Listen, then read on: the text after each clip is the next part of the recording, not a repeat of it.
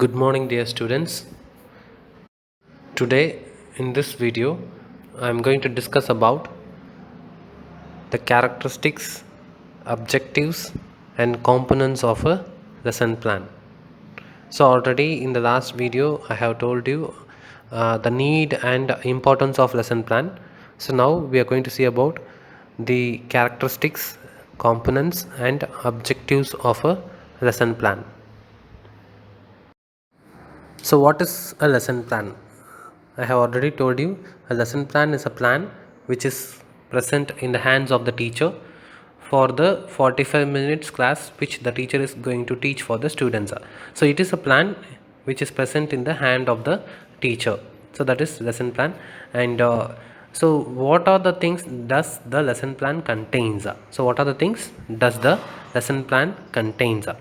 The first one is, why should we teach this lesson? Okay, so the lesson plan will contain why should we teach this lesson. So that is nothing but the objectives of the lesson. So the lesson plan will contain the objectives of the lesson.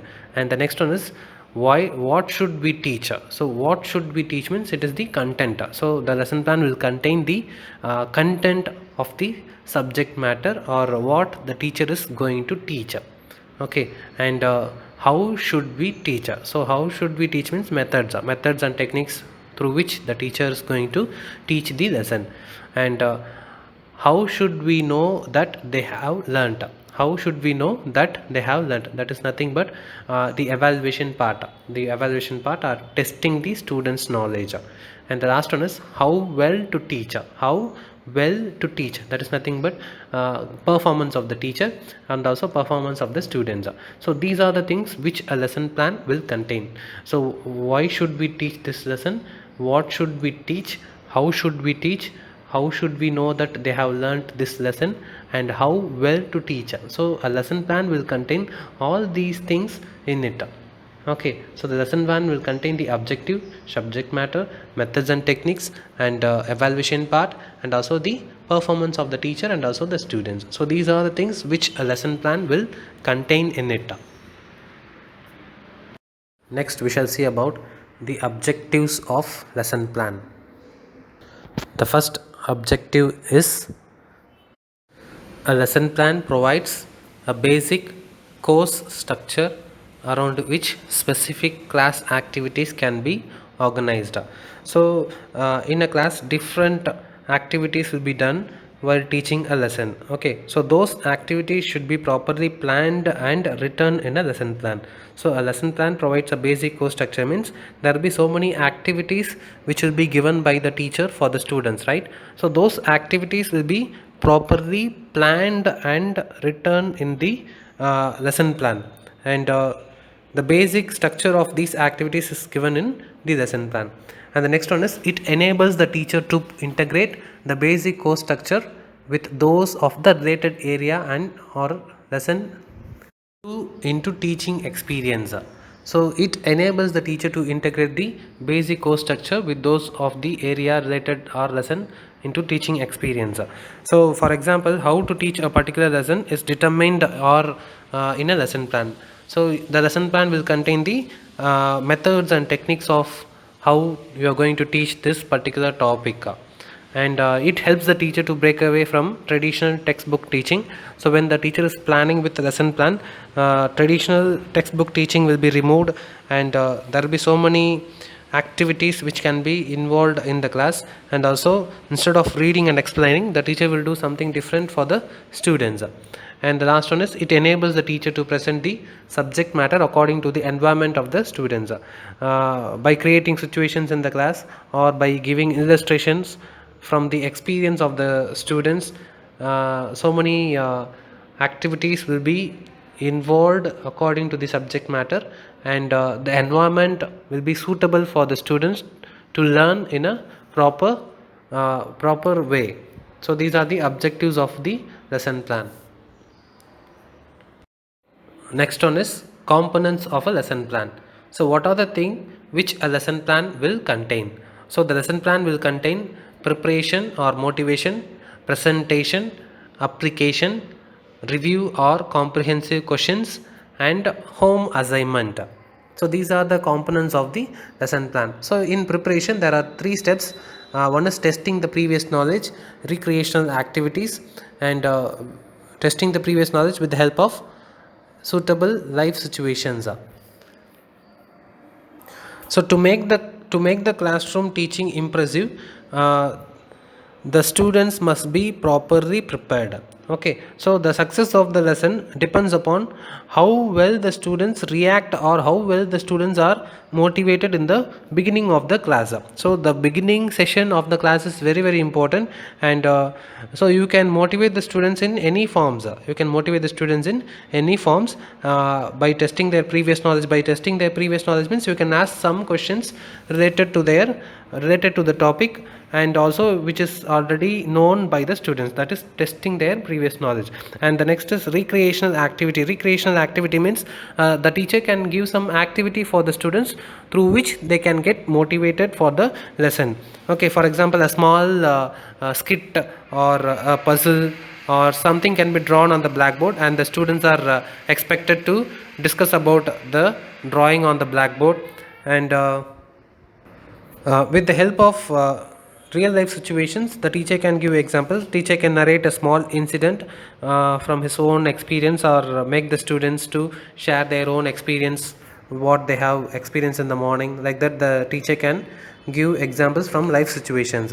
And also the teacher can use teaching aids in motivation part. Teaching aids can be used in motivation part to attract the students attention. And second is presentation. And so in presentation, the teacher will begin to teach the actual lesson. So the teacher will begin to teach the actual lesson, and the teacher minimizes her explanation and maximizes students participation. There may be lot of discussions, questioning sessions, demonstrations, narrations, practical activity, etc. while presenting the lesson. And also the students can be asked to present the lesson, and the teacher can ask the students to come forward and read the paragraph loudly, or the teacher can make use of the students to participate in some learning activity. And the third one is application. So after getting a new knowledge, the teacher has to make the students to apply the new knowledge in their practical life. Okay, if the learnt material is put into their practice, they will it is a kind of second learning for them, and they will never forget it. They will never forget the new knowledge if they are practically using it in their day to day life. Okay, so the teacher has to make use of the students to apply the newly learnt language in their practical life. Okay, and then review or comprehensive question. So recapitulation or review is done at the end of the lesson, and at this stage the teacher summarizes the main points of the lesson in order to give them the theme of the lesson. Okay, so in this stage some questions can be asked to check whether the students have understood the lesson or not.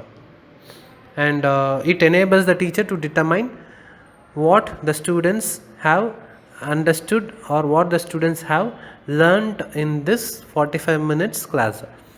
Okay, so this stage gives a feeling of achievement to the students and the teacher, to get satisfied that they have learned something new, and it gives satisfaction for the teacher that I have taught something nice to my students. And the last one is home assignment. So class time is not sufficient to give adequate practice, so the teacher has to give some home assignment so that they can practice in their home and learn it thoroughly. So these are the components of lesson plan. A lesson plan will contain preparation part or motivation part, then presentation part and application part, and review or comprehensive question, and home assignments. So these are the components of the lesson plan.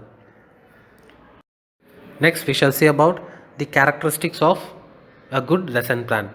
So these are the characteristics of the good lesson plan. We can say that a lesson plan is a good one when it contains these characteristics in it.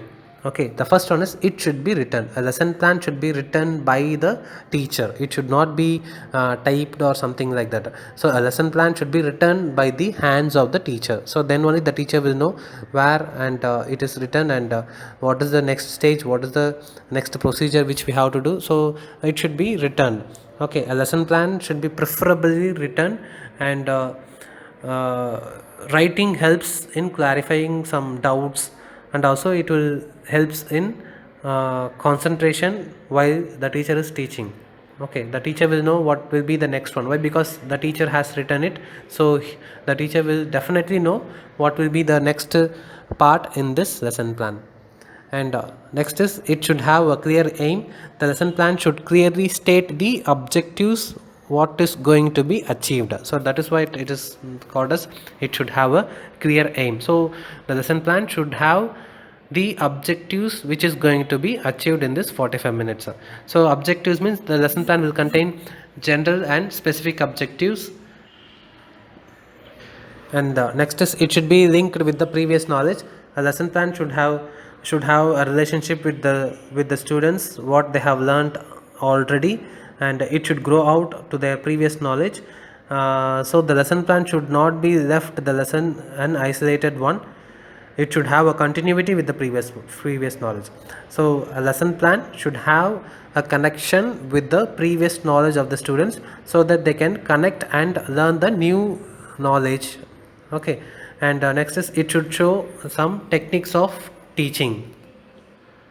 So the lesson plan will have various steps that the teacher is going to teach, and so various steps involved in motivation, introduction, and model readings, etc., should be given clearly in the lesson plan. It should show the techniques of teaching. So how I am going to motivate the students, how I am going to explain to my students, so how I am going to ask questions to my students. So all these things will be there in the lesson plan.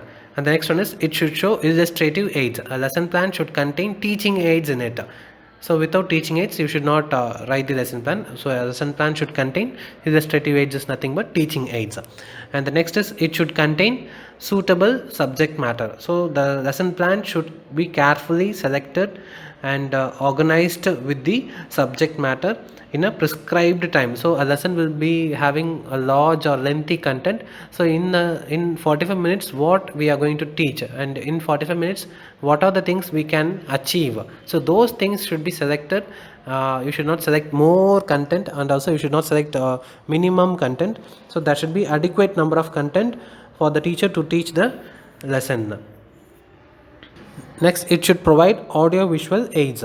So use of audio visual aids such as radio, television should be mentioned in the lesson plan. So if the teacher is using television or radio or some other audio visual aids, the lesson plan should contain all the details of the audio visual aids. And next is, it should be divided into units. So the lesson plan should be divided into different units. Why? Because a prose lesson will be a huge one, and it cannot be taught in the 45 minutes class. So a lesson plan should be divided into different units, and you should teach one by one. Okay. So the next characteristics is, it should show activity. So the children must be given enough scope to be active in the class. So they should not be a mere passive listeners. The students should be an active learners. So to make them active, some oral exercises or some actions or some writing on the blackboards, so such exercises or activities should be given in the lesson plan. So the lesson plan should show the activities. Okay, and the next one is, it should provide for individual differences. So in a class, there will be different type of students, good high IQ students, lower IQ students, average students. So like this, a class will contain different individual differences among the students. So the lesson plan should satisfy all the three groups.